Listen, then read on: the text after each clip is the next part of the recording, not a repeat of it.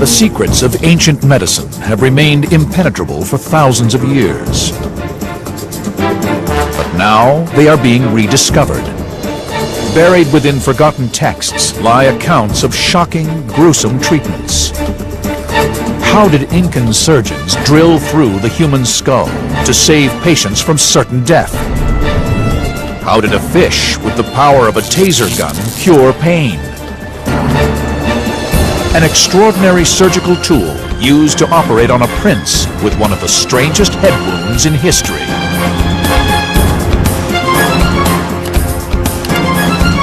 Ancient Discoveries is entering a remarkable world of snakes, leeches, and death rays, uncovering a secret.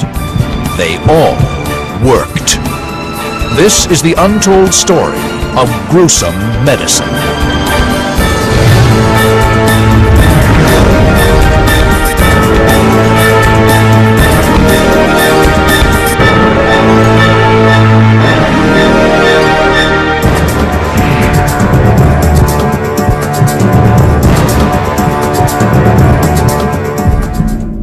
Bloodletting. The very word conjures images of cruelty and sacrifice. Beginning over 3,000 years ago, patients were bled to death in their thousands. Ancient doctors removed up to 4 pints in a bid to cure everything from fever to madness. It does sound outrageous to open the veins and drain somebody of their life-giving fluid, but in some circumstances it can actually be beneficial. Bloodletting's most famous practitioner hailed from ancient Greece, and his name was Galen. Born in 129 AD, he was to become worshipped as a god for his miraculous healing powers. Galen had a theory of medicine that was based on balancing humours throughout the body. And he assumed that in order to get the right balance of humours, if you let out blood, then the humours balance themselves. A chilling array of tools were used to open up his patients, from hooks and scalpels to knives and cutting machines. The most notorious of all was the leech. I think most patients today, seeing leeches on their body, would throw up their hands in horror, as it being an outmoded form of treatment. But it has undergone a resurgence. Galen's theories, along with the use of leeches, have been dismissed for centuries. But now, recent evidence has caused medical science to reevaluate them. At the Ancient Discoveries Laboratory, leeches expert Carl Peters is investigating the leech's blood-sucking powers. In this small vial here, we have just some ordinary sheep's blood, and on the bottom we have some collagen membrane. So we'll put the leech on the bottom there, and then hopefully it'll drain the vial. Over 20 minutes, the leech sucks the blood from the vial, multiplying its body weight by up to 4 times. The question remains, how could this phenomenal sucking power be used to save lives? For a window into how ancient leechcraft worked, Ancient Discoveries has brought in a human guinea pig, former military officer David Shaw. Dave is about to feed these miniature carnivores with their food supply for the next 6 months. I'm not a fan of needles at the best of times, and the leech is like a little biological needle, I suppose, but he's got about 300 teeth, or so they tell me. So yeah, a little bit anxious, a little bit nervous. Carl attaches the leech to Dave's calf. It begins by flexing to increase body volume and prepare for drinking up to 50 milliliters of human blood. After 25 seconds, the leech breaks the skin. When it makes the hole, it bites in. It's got three jaws, 125 teeth on each jaw. Normally, when the skin's surface is broken, a blood clot forms to prevent us from bleeding to death. Here we see the leech's 3 jaws. Leeches have a unique substance that overrides the body's clotting mechanism, their saliva. This acts as an anticoagulant, which prevents the blood from clotting. In the ancients' procedure, as now, the leech falls off once it's had its fill of approximately 2 ounces of blood. It was quite an experience. It surprised me the number of times that he actually felt a little sharp prick, and apparently the leech is not happy with just one bite of the cherry. He likes to dig a bit deeper and find the optimum blood supply. You could feel the bodily contractions of the leech as he kind of ingested the blood, but you couldn't feel a flow. Now begins the second part of the ancient procedure. Most of the blood wasn't removed by the leech itself, but from the unclotted bleeding caused by the leech's saliva. Once the leech feeds, because of the anticoagulants in the area, it'll sort of help the area decongest, and the hole it makes will still bleed for about 10 hours. So you get the blood into the artery and out of the hole the leech is made. So it's keeping the area alive long enough for the body to repair. These limbs are suffering from a septic necrosis, which is caused by a lack of blood supply and bone death, a condition seen on the battlefields of ancient Greece due to sword and axe wounds. As the blood vessels are severed, limbs are deprived of critical nutrients in the blood, resulting in amputation or death. The leech's saliva contains agents that vasodilate the small veins and capillaries in the flesh. This allowed ancient leeches to draw the blood evenly through damaged flesh, keeping it alive while it healed. Yet leeches were not the only skin-crawling critter to inhabit the world of ancient gruesome medicine. The most shocking treatments of all came from poisonous snakes. In Greece lies the ruins of Epidaurus, headquarters of a mysterious ancient snake cult said to have magical healing powers.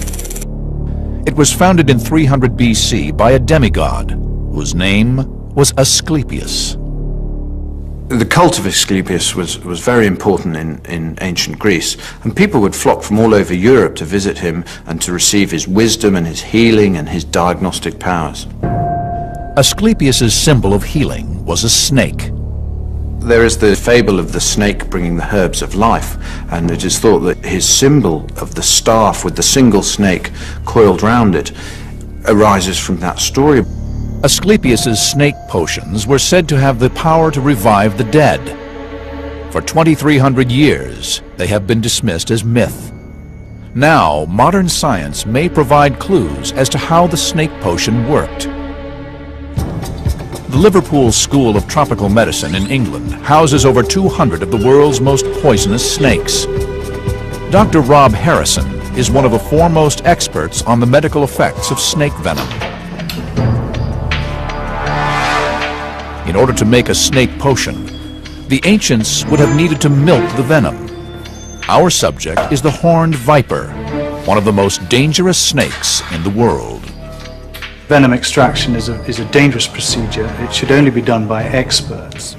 It's important when I'm helping Paul milking the snakes that we're not scared, but that we feel competent. Anxious is all right, scared is not all right.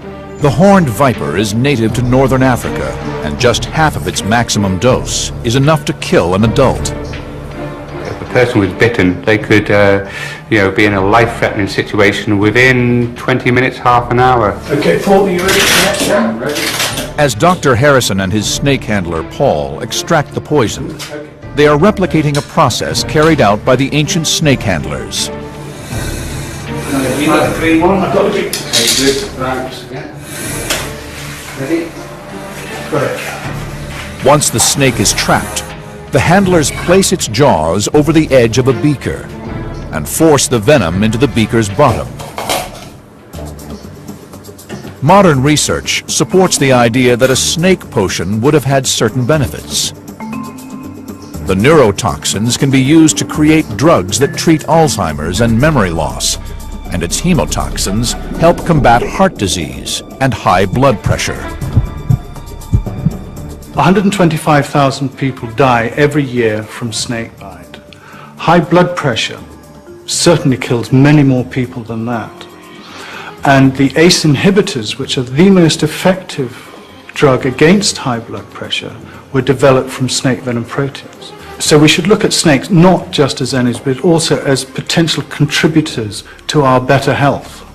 If the ancients did access the same unique properties of snakes as modern medicine, how did they ingest the venom in the first place?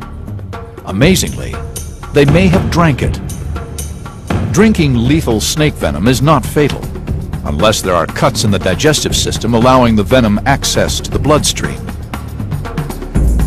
2,300-year-old accounts tell of Asclepius's patients drinking from the head of a snake-covered gorgon and then developing the power to heal. Tantalizing evidence that the ancient Greeks could have discovered the same healing powers as the 21st century's latest medical drugs. The ancients' unrelenting search for new medical treatments even saw them transform an underwater killer's taser-like weapon into a miracle cure. The secrets had been lost to time, until now. Since the beginning of history, humans have sought to manipulate and control pain. From ancient torture devices that inflict unimaginable suffering to magical ointments that make pain disappear. The fact that we want to get rid of pain is not new. And I'm sure the Romans, the Greeks, the Egyptians, and probably everybody who went there before them didn't want pain either. Today, when we think of pain relievers, we think of aspirins or morphine. But in 100 AD, the Romans discovered a very different solution to pain relief. A secret lost to history that depended on a terrifying denizen of the deep. Roman historian Plutarch left an account describing an incredible pain neutralizer, a rare kind of electric eel known as a torpedo. The ancient Roman sources describe how sufferers of extreme joint and leg pain were taken down to the beach. Here, their feet were placed directly on top of the torpedo. After time, their suffering abated and their pain disappeared. The Roman accounts tell of how the torpedo could be used to cure almost all pains, from stomach cramps to syphilis. But aside from the basic ancient descriptions, nothing is known about how the treatment actually worked. How does the jolt of a dangerous animal relieve pain? At the Finisterre Aquarium in La Coruña, Spain, torpedoes are being scientifically examined for the first time. Fernanda Migueles is a marine scientist who has long been fascinated by the fish, whose deadly electric shock weapon may have the power to heal. It's a fish that has remained mysterious for centuries because it primarily lives undercover on sandy beds, hidden from human eyes. The torpedo's electric discharge is primarily for defense, but it is also used to kill prey. When in attack mode, the torpedo electrocutes its target fish, paralyzing it before swallowing it whole. To unravel the mysteries of the torpedo, the fish's deadly electric charge must first be quantified using the latest scientific techniques. To do this, the team need to move the torpedo to the laboratory's test center. 2 millennia after the Romans discovered the torpedo's electric powers, modern science can now reveal how the electricity is produced. 2 electric organs, each containing over 1,000 cells, form the torpedo's electrical power station. When the torpedo stings, the brain signals for the cells to fire, and an electrical charge is produced. Each of the cells produces a small quantity of electricity, but the combination of many cells, all acting in unity, generates an exceptionally powerful electrical discharge. The result is a living aquatic taser. This machine here is an oscilloscope. We use it to measure the torpedo's electric discharge. It measures the voltage of the charge in relation to time. Today, we are going to measure the highest electric charge that it is possible for the torpedo to produce. Torpedo is Latin for paralyzed, so Fernanda must take great care when handling the fish during the test. The torpedo fires its electric bolt, which registers at 20 volts, almost twice the shock level from a modern car battery. Look here. There is a signal of 20 volts, firing 3 times at intervals of only 5 milliseconds. This would cause a severe pain if inflicted upon a person. The Ancient Discoveries team now have a solid reading of the torpedo's electric potential. But the vital question remains: how did the Romans transform an aquatic taser weapon into an anesthetic? At the Ancient Discoveries Pain Lab, Dr. Watson is about to test how Plutarch's astonishing 2,000-year-old pain reliever actually relieves pain. And for that, we need someone in pain. David Shaw has returned to put his body on the line for another daredevil ancient experiment. We're going to measure how tolerant Dave is of pain. Dr. Watson places Dave's finger in a device called an algometer. This will push him to the limit of pain endurance by squeezing his finger until he can bear it no longer. I'm going to put your finger in here, and I'm going to keep squeezing, and I'm going to keep applying pressure until you tell me to stop. It's going to hurt, so give me a finger. I'm going to start applying the pressure, and I'm going to squeeze and squeeze and squeeze. As Dr. Watson cranks up the pressure on Dave's finger, neurotransmitters shoot up through the nervous system at 300 feet per second to deliver pain messages to the brain. At this rate, his brain is experiencing pain signals commensurate with a second-degree burn. Go on, keep going, keep going, keep going. And enough? A bit more.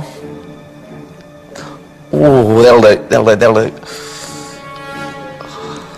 Well, Dave, that was 827. Well, 827 is not too bad. That's certainly higher than average. But then, given your background and your exposure to pain in the past, then I'd expect you to be higher than average. Oh. Dave's reading reveals he is able to withstand 827 kilopascals of pressure, equivalent to having a 700-pound person standing on his finger. It's kind of an all-encompassing pain that you can't really escape from.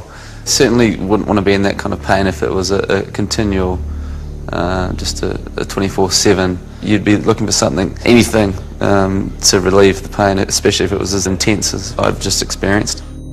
Now, the way we think the torpedo worked is that it produced enough electrical charge to theoretically numb pain by neutralizing the nerve impulses sending messages to the brain. So Dr. Watson matches the number of volts produced by the torpedo and administers that to our patient. We're going to be using an electrical stimulator that delivers a particular kind of current. It's really just a modern version of what the Romans were doing with their torpedo fish. Okay, Dave, so what we've done is we put a couple of fairly big electrodes here. I'm just going to turn this up really slowly. The electrical current is almost identical to the 20-volt reading from the torpedo. If the ancient accounts are correct, in his electrically numbed state, Dave should now be able to increase his pain score of 827 kilopascals.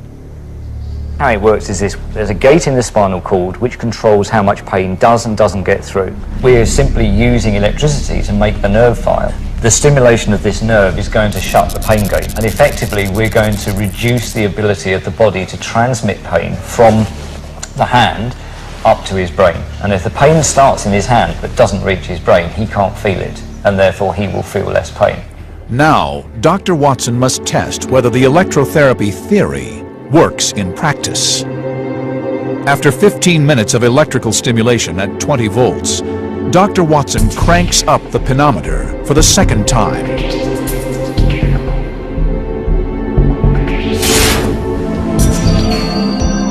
The penometer crunches Dave's finger into 1/4 of an inch. He is now experiencing a far greater level of pain than we would expect a human to be able to take. Yep. Okay. So that gives us 1096. That's 1096. Very different from last time. Very different. 200 up. 200 up. That's about 25% up from where we were before. Originally, he was feeling 827. That's when he told me to stop. This time we got up to 1096, 1096 before he told me to stop. So I've made him less able to feel pain. Dave can now withstand pressure equivalent to being run over by a 2-ton truck. 2,000 years after Plutarch's first accounts, this pioneering experiment has revealed that the stories of the ancient Romans' miracle cure are grounded in fact. I'm pretty sure they didn't understand about pain gates in the spinal cord, and I'm pretty sure they didn't understand about stimulating nerves in order to get pain relief, but they knew that using electricity, which happened to come from a torpedo fish, produced the sensation of pain relief. Thousands of years later, our modern machines are just an up-to-date way of doing torpedo fish therapy. Even the Romans might wince at some of the treatments in the mysterious world of the Incas. Here, doctors literally cut open the human head.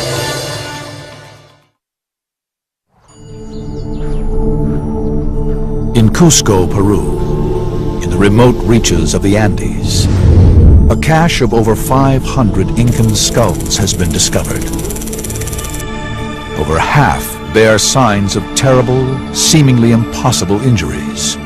Circular wounds in the skull up to 3 inches across, too precise to be inflicted by any known weapon. Evidence of an ancient, gruesome practice. Inca historian Peter Frost is investigating the mythical world of the Incas. The mystery of the Incas comes from the fact that they were a civilization that grew up in isolation from the rest of the world. There wasn't any contact with them, and they didn't have a written language. The skulls were found in a region known as the Sacred Valley, home to the magnificent lost city of Machu Picchu. Founded in the year 1450, the city lies at almost 8,000 feet above sea level.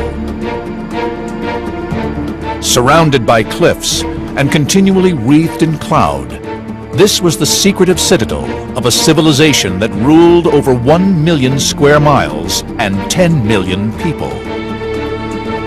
Yet the Incas lived here for just 100 years, sucking the mystery of the Incan skulls into the mists of time. 5 centuries later, new forensic evidence may yet solve the riddle. It suggests that the people survived their injuries.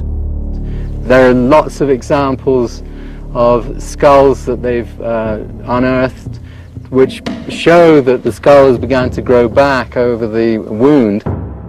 The linchpins of Incan warfare were weapons such as the club or mace, weapons that deliver severe trauma injuries, such as a fracture to the skull. The thing about a skull injury or a skull fracture, a depression fracture, is that it pushes bone fragments into the brain area, and they must be elevated or taken away, because of course the skull is a box, and if the box is closed and there's bleeding inside the brain, then pressure increases and eventually the brain must die. Incan surgeons developed an astonishing solution to this seemingly fatal injury. They did develop one technique which is extraordinarily sophisticated, which is skull trepanation. Trepanation is the removal of an area of the skull to release pressure or to decompress a depressed fracture of the skull.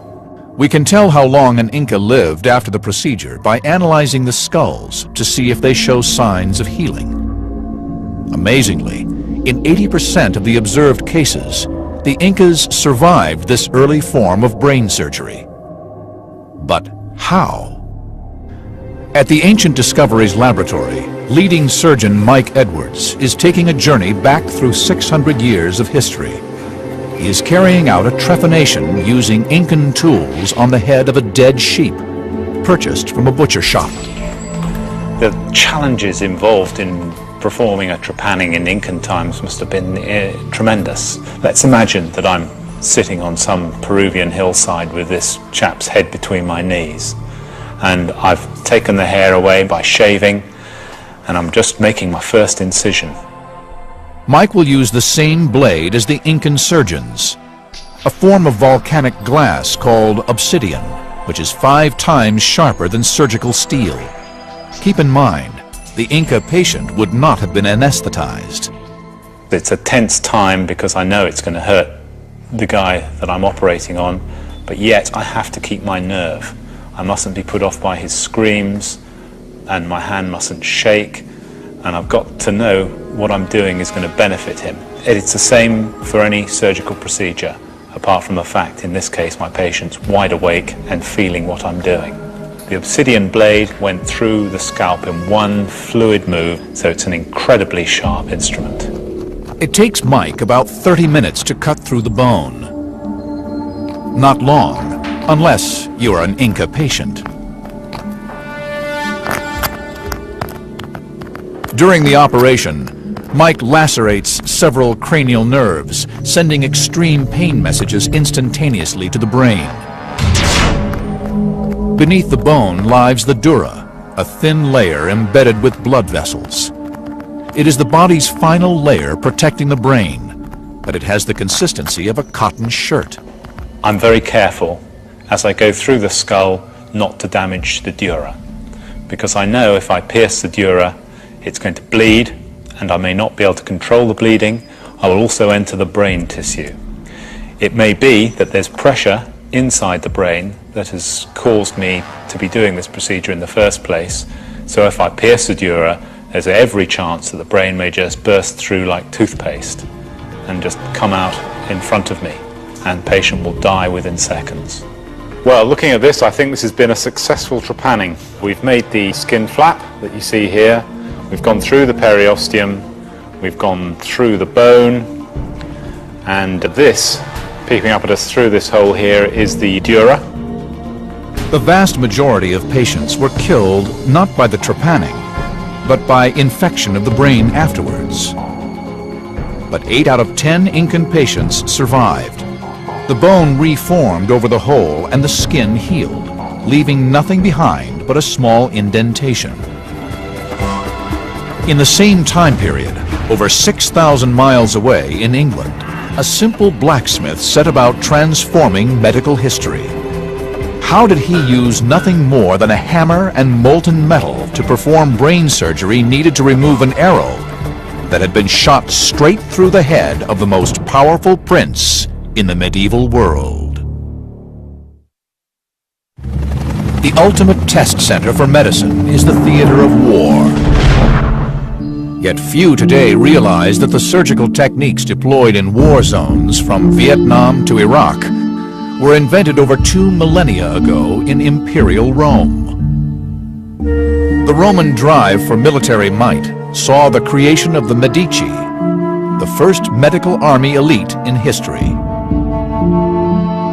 The medics became very much more important and significant as the Roman army became professionalized, and this was around the 1st century AD by Emperor Augustus, who recognized the importance of having a quality medical support team for his forces, for his armies. Preserved at the Museum of Roman Civilization in Rome lies an intriguing collection of images taken from Trajan's column and dating from the year 113 AD. They depict surgeons operating on the front lines, applying bandages, splints, and emergency first aid. If the reliefs are accurate, they show that the Roman surgeons pioneered the tools and techniques used by today's military medics. Leading surgeon Damien Mole is investigating. The basic principles behind surgery and surgical operations have changed little throughout the ages, even though the technology has. A battlefield surgeon would be interested in stopping blood or needing to perform an emergency amputation. He would have needed something to cut skin, muscle, tendon, which would be a knife, and he would have needed something to cut bone, which would have been a saw. This saw is still used by many operators to cut through bone during an amputation. An extraordinary account left in a 2nd century text by a Roman surgeon named Celsus describes an early use of scalpels, hooks, and clamps. Amazingly, its instructions are still obeyed in operating theaters today. Modern surgeons clean and stitch up wounds just as he recommended over 1,800 years before. Only a foolish surgeon would ever ignore history and ignore the past. The kind of clamps and that were used in Roman times are similar to the ones used today. There have been developments in the materials and obviously in the design of the clamps, but the principle of applying them and the mechanics used of the instrument to stop blood flow would have almost certainly been identical. Celsus's 4 sins of inflammation, redness, heat, pain, and swelling, are still memorized by every modern surgeon. This patient will later make a full recovery, a recovery founded on Rome's battlefield medics. Yet throughout history, survival depends not just on battlefield innovation, but also on rank and influence. The need to save wounded generals, commanders, kings, and even emperors has driven medicine to astonishing new heights. In the year 1403, Prince Hal, heir to the English throne, led 4,000 troops against an uprising that would become known as the Battle of Shrewsbury. He was aged just 16, and within 24 hours, his face would never be the same again. As the Royal Army advanced, the archers on the top of the hillside sent this hail of arrows down the hill. And contemporaries, when they've experienced a battle like this, all talk about how the sky literally darkens over because of the sheer number of arrows that come flying down through the sky. Now, if you're a knight and you're wearing full plate armour, it gets increasingly difficult to breathe. So as they're staggering up this hillside, the first thing they all do is throw back their visors, and that makes them immediately vulnerable to the arrows because their faces are lifted, and so that's exactly what happened to Henry V. Prince Hal was struck by an arrow just beneath his left eye. It penetrated 6 inches into the skull, leaving the prince fighting for his life. The extraordinary thing about the Battle of Shrewsbury is not just that Henry V got hit by this arrow, but that he didn't leave. He stayed on and he fought. This wretched arrow stuck in his face. At the Glasgow Digital Design Studio in Scotland, eminent neurosurgeon Ian Sabin has for the first time recreated this wound on a virtual Prince Hal. The arrowhead involved was a bodkin, which was designed to be armor-piercing, and as such would have punched its way through the tissues, almost surgically. Potentially, structures that were damaged include a nerve that exits just under the eye, called the infraorbital nerve, which gives feeling to the cheek, which would have left him with a numb cheek.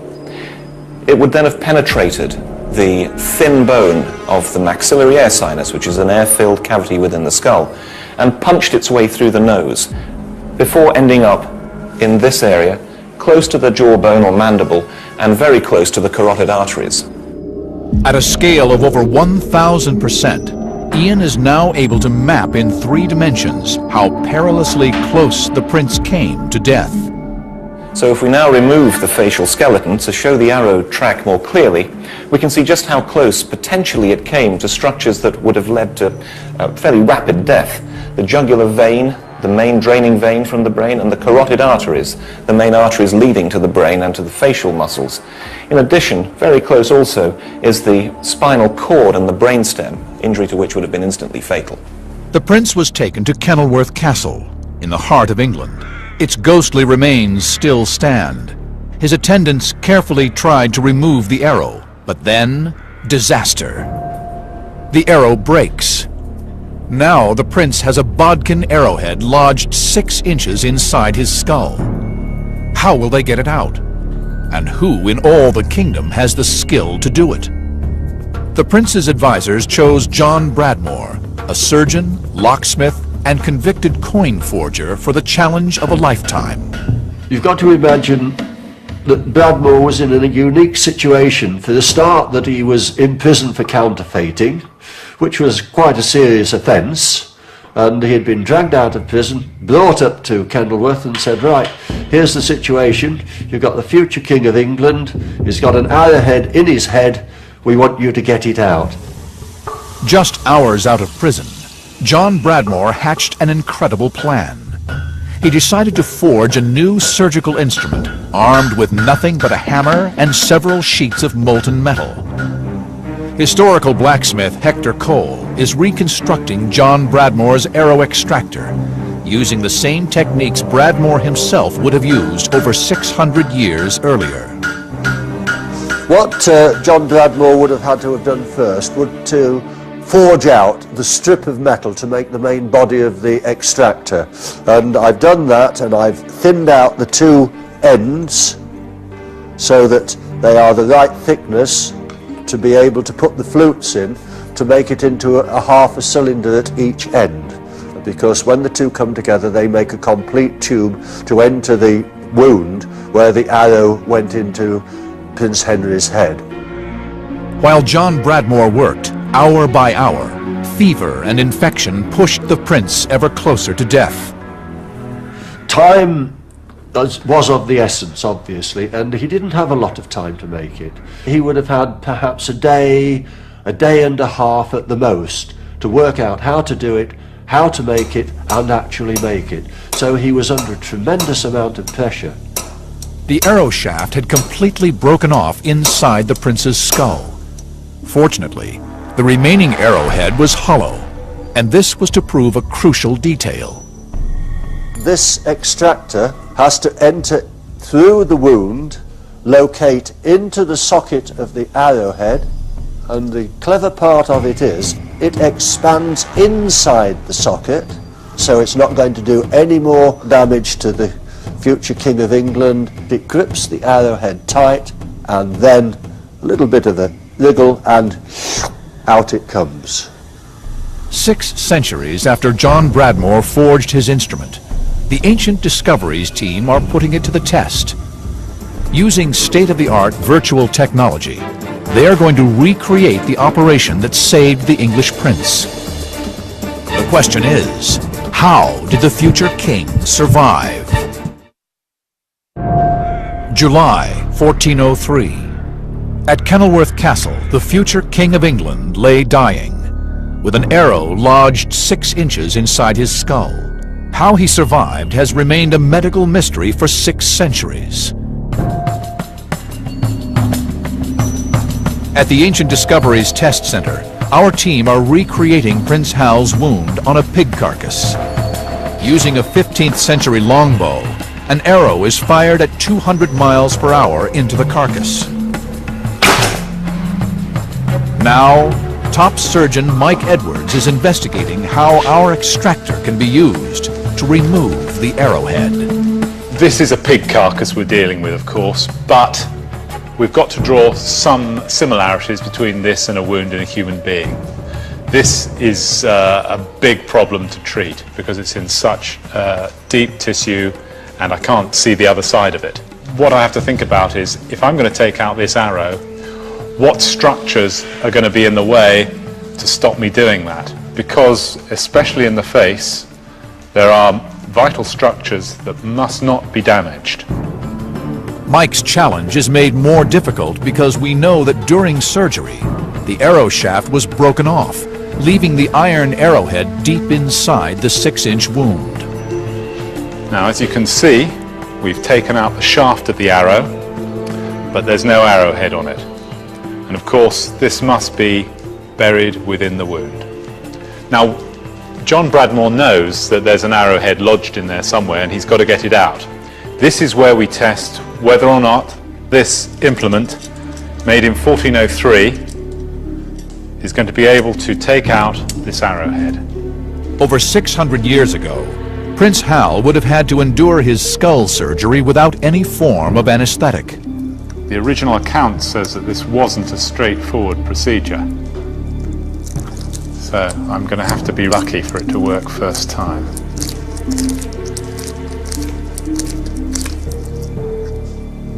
And it hasn't.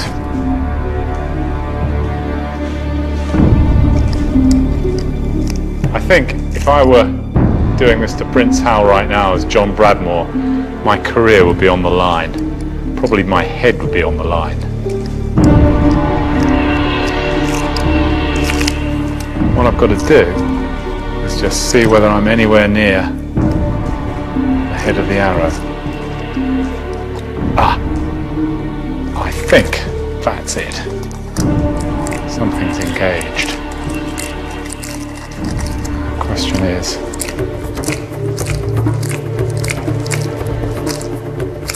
has it been enough? I'll just tighten the whole thing way down. Oh, joy. Mike's success came only after much trial and error, and it thus poses a further riddle. How did the prince survive such an invasive procedure? To discover this, the team need the technology of the future to look inside Prince Hal's head. At the Glasgow Digital Design Studio in Scotland, groundbreaking virtual technology may yet crack the riddle of the prince who should never have become king. What we've done with Prince Hal has built a three-dimensional model, but in layers, if you will. We've started with the outside tissues and worked in three-dimensionally.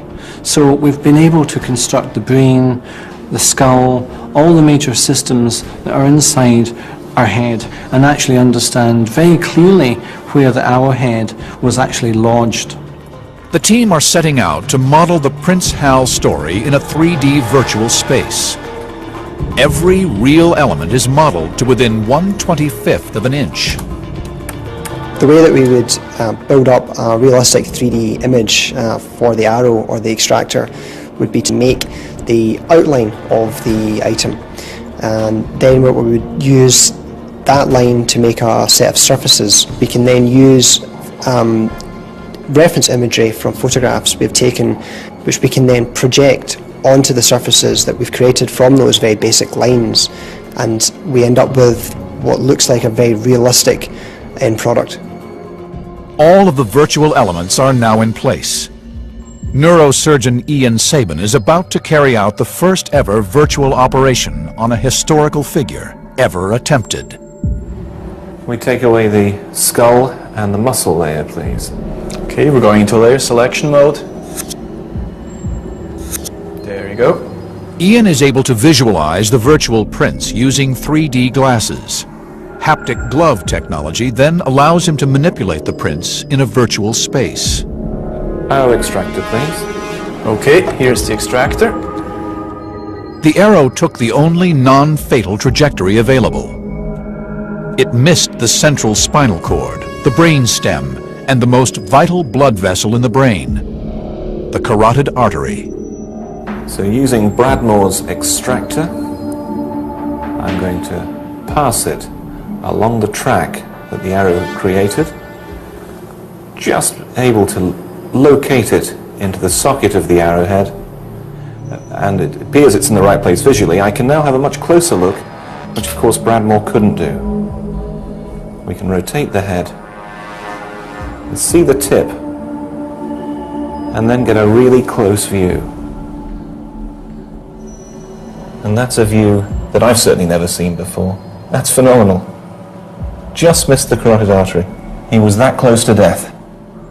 At this point, 600 years ago, the prince would have been feverish, his heart rate approaching 120 beats per minute. Removing the arrow would have been crucial. But first, Ian must ensure he is correct on the location of the arrowhead. We're just about to take the arrowhead out.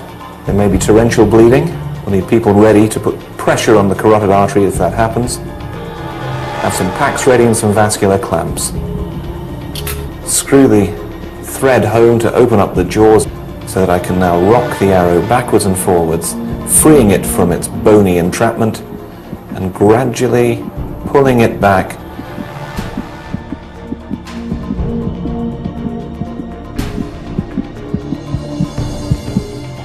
And out it comes. The virtual operation has proved a success. The prince has survived. The injury that Prince Hal received was horrendous, and actually he was incredibly lucky to survive.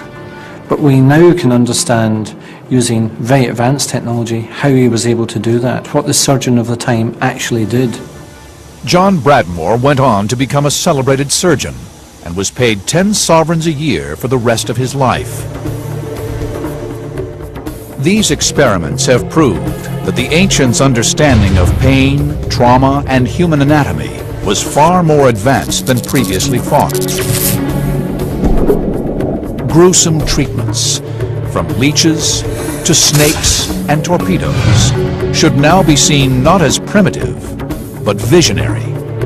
Every hospital visit we make today, every life that is saved, builds on the pioneering groundwork laid by history's first doctors.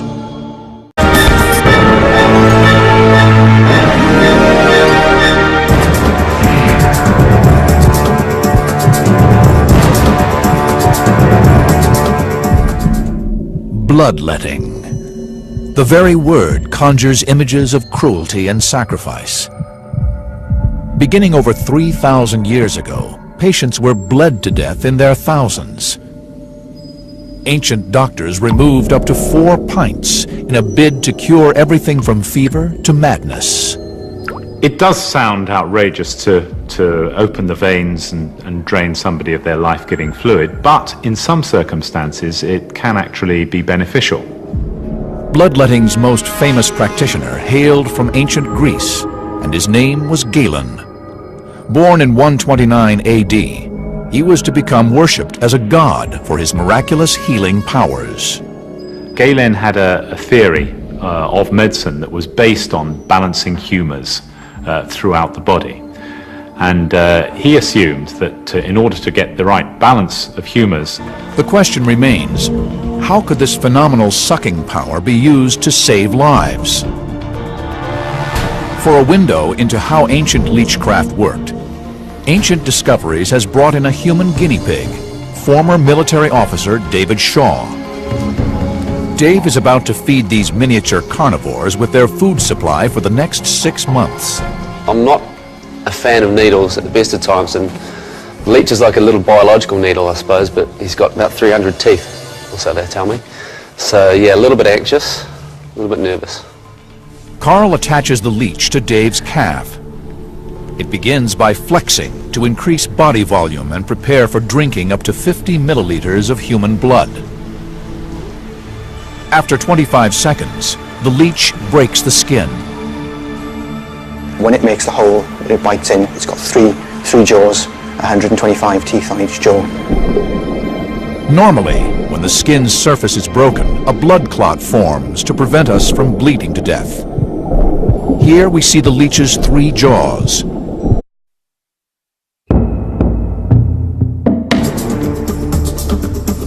The secrets of ancient medicine have remained impenetrable for thousands of years. But now they are being rediscovered.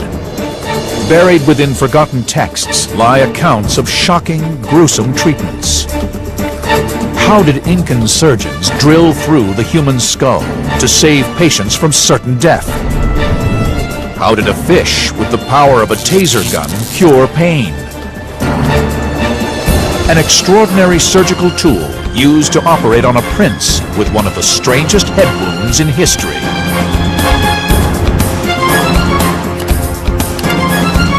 Ancient Discoveries is entering a remarkable world of snakes, leeches, and death rays, uncovering a secret. They all worked. This is the untold story of gruesome medicine.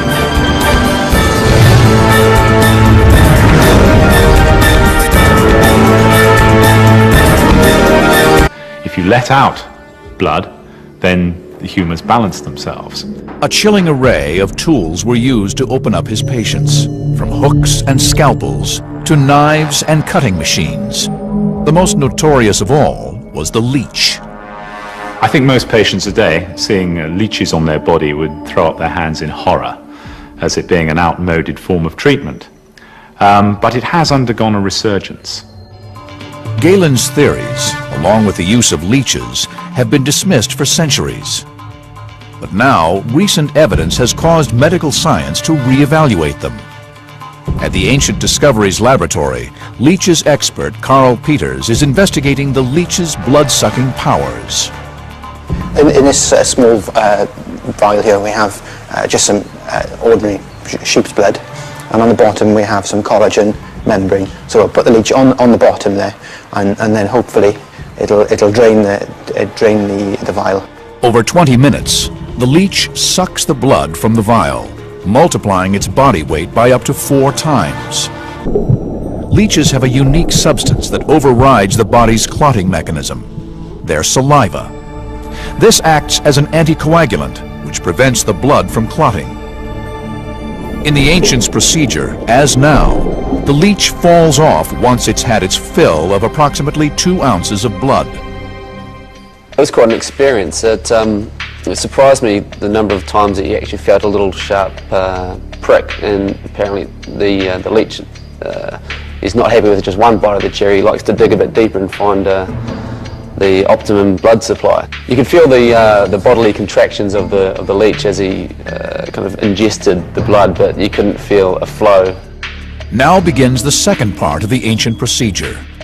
Most of the blood wasn't removed by the leech itself, but from the unclotted bleeding caused by the leech's saliva. Once the leech feeds, because of the anticoagulants in the area, it'll sort of help the area decongest, and the hole it makes will still bleed for about 10 hours. So you get the blood into the artery and out of the hole the leech is made. So it's keeping the area alive.